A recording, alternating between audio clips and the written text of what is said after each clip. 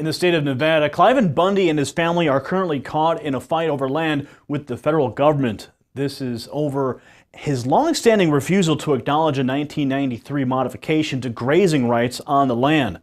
Bundy claims the land has been in his family since the 1800s, and on Saturday, hundreds of federal officials, helicopters, low-flying aircraft, and hired cowboys began rounding up Bundy's cattle in northeastern Clark County, Nevada. Bundy stated to the media, "I have raised cattle on that land, which is public land for the people of Clark County all my life. Why I raise cattle there and why I can raise cattle there is because I have preemptive rights. Who's the trespasser here? Who is the trespasser on this land? Is the United States trespassing on Clark County, Nevada land? Or is Cliven Bundy who is trespassing on Clark County, Nevada land? Who is the trespasser?" While more than 100 supporters violated a crudely taped-off First Amendment area to rally in support of the Bundy family, they erected 2 flagpoles with the words "We the People" above a flag which read, "Liberty, freedom, for God we stand." The First Amendment area stood empty with one sign nearby declaring, "First Amendment is not an area." The feds say the move is about enforcing the law and protecting the endangered desert tortoise, but the Bundy family says the spat represents a showdown between big government and American farmers. The feds claim that the removal of the cattle from the land will cost taxpayers roughly $3 million. Pete Santilli is on the scene. He's a former U.S. Marine and radio host who hopes for revolutionary change to come in America. He's coming to us live from the Bundy Ranch in Nevada via Skype. Pete, welcome to the program. Hey, thanks for having me, Gary. How are you? Very good. Pete, this event is already being compared to the next Ruby Ridge or Waco siege. Are you seeing parallels? You know, it certainly has the potential for that, but let me share with you what I've discovered upon arriving here on the ground. Now, I was told that there's 600,000 acres in question here, where the BLM, the Bureau of Land Management, has essentially declared, I'm going to state it exactly the way I feel it. Okay, this is much bigger than just the Bundy family having their cattle literally stolen by the federal government. This is an undeclared, and I have pictorials as well to show this, it's an undeclared state of martial law here for a community of a couple thousand people. Now, what they've actually done, let me give you an example of what I mean. They have placards placed all throughout along the roadsides. So in some cases, every 50 feet or so. If you stop your vehicle and you get out and you place your foot in dirt, we had one incident a couple of days ago where one of the Bundy family members was actually gang tackled by 20 people and taken to prison. The threat of federal prison. Should you violate this undeclared state of emergency here, of martial law, you go to federal prison. That is the threat. Essentially, what they're attempting to do is to cordon off this land to literally using hired cowboy ranchers who are highly paid to come in here with brand new trucks and trailers to corral up the cattle, and they're taking them out to auction immediately. As of right now, this morning, these auctions are being held. They're taking the cattle owned by the Bundy family, and they're auctioning them off right now.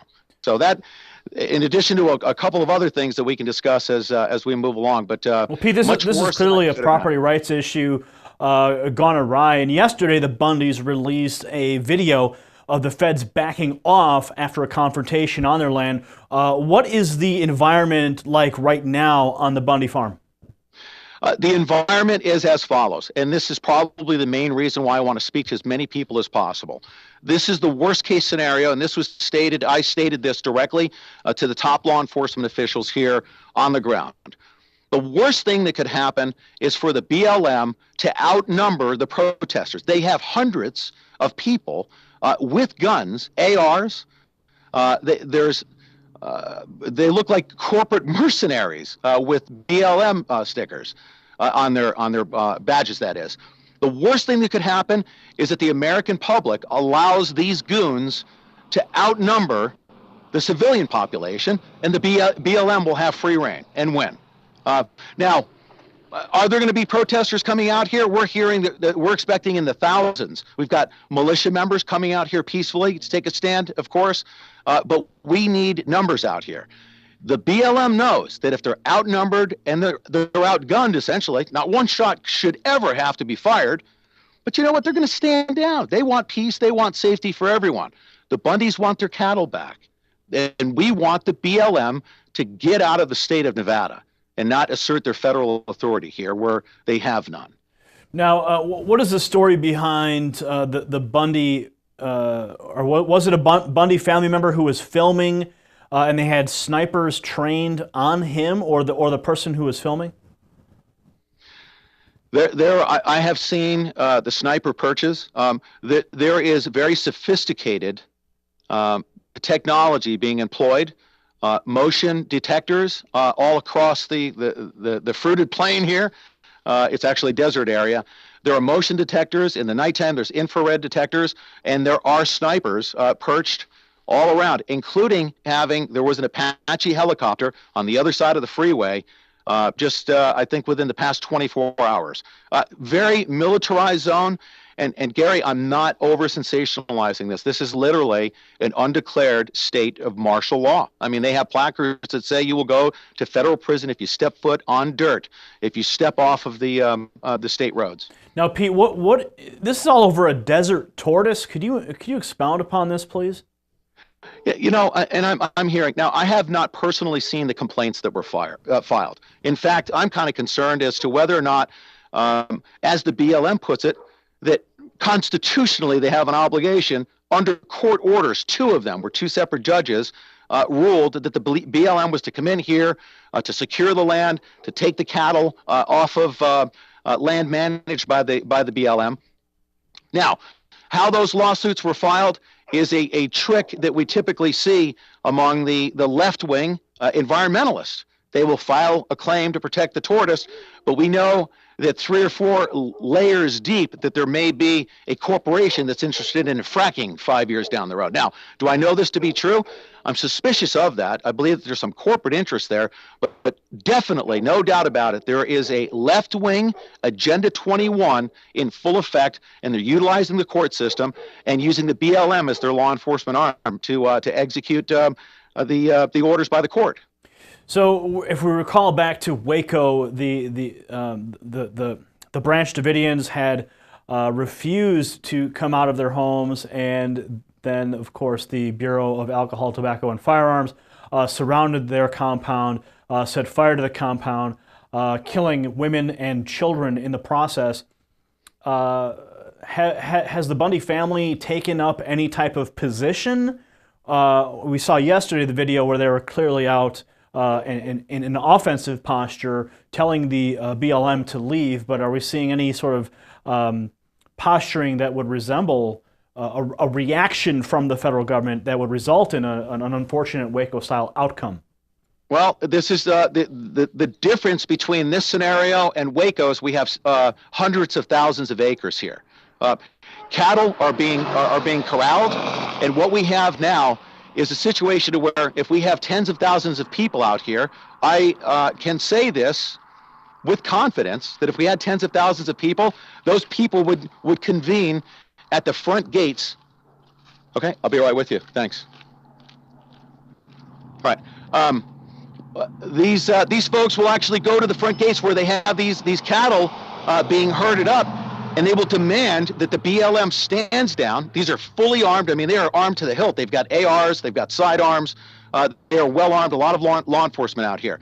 I fully expect that the standoff will occur when thousands of people go to repossess the rightfully owned property, the cattle of the Bundy family. So who is the trespasser here? Obviously, the Bundys believe it's the federal government, and the federal government believe it's the Bundys. Who has the right to the land? I would say that this is a state's sovereignty issue.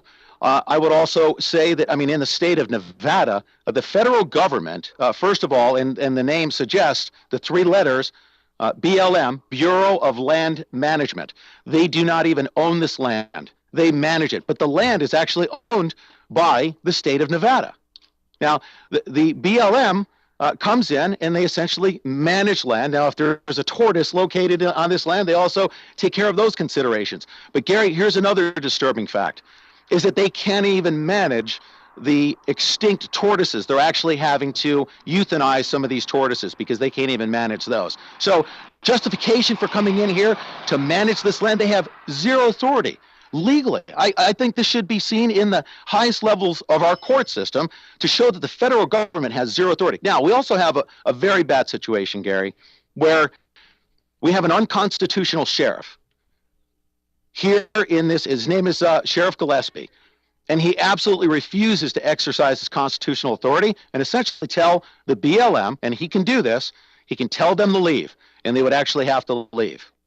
Now, I understand that the Sheriff Richard Mack, he's been a guest on this program in the past discussing the powers of the county sheriff. This is the same sheriff who won when he sued the Clinton administration about the Brady bill.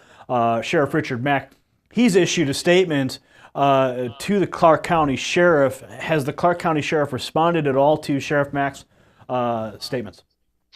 I would say the most resounding response that we've gotten from the sheriff is his inaction, his refusal to do anything. We've got state troopers out here that literally turn their backs when the BLM thugs in the numbers of I think there's like 20 guys that will jump out of a convoy and take somebody down to the ground and arrest them and beat them. And it's happened here on numerous occasions, on a couple of separate occasions where they beat them. But the sheriff has refused to exercise his constitutional authority, where he could literally come out here and say, it's time for you guys to pick up marbles and go.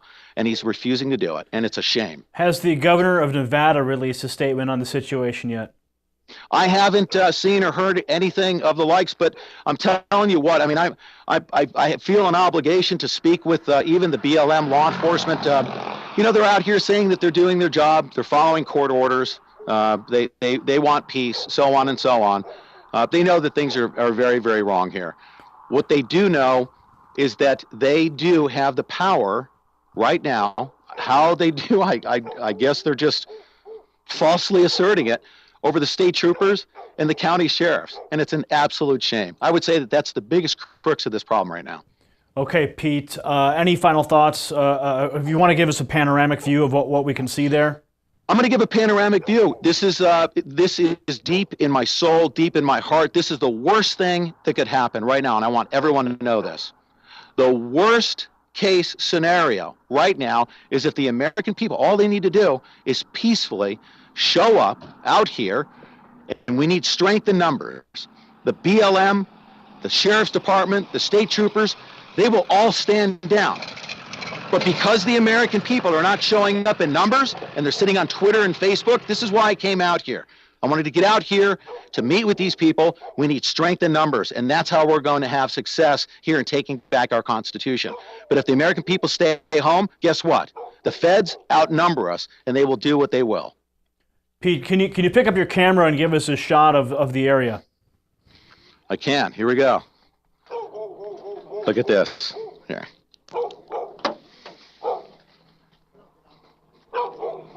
You see that? So is that the Bundy Ranch behind you there? Yeah, the Bundy Ranch. Right now I'm standing on private property.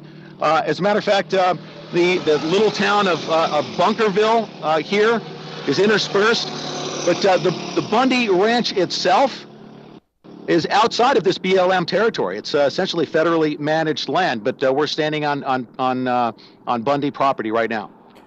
Pete, we have to run, but bottom line it for the American people, how does this affect the right of freedom, property, and liberty? You know, how this affects our rights is what we're willing to surrender. What we will surrender, but by not showing up here and essentially being the last line of defense and enforcing the supreme law of the land. That's how it will affect our rights. It will affect our rights based on how we respond to this. We, the people, must rise up peacefully, do so in numbers, and demand that we preserve our God-given rights. But thanks for having me on, Gary. All right, Pete. Thanks for joining us. WHCT World News. That was Pete Santilli from the Guerrilla Media Network. You can catch his radio show at petesantilli.com.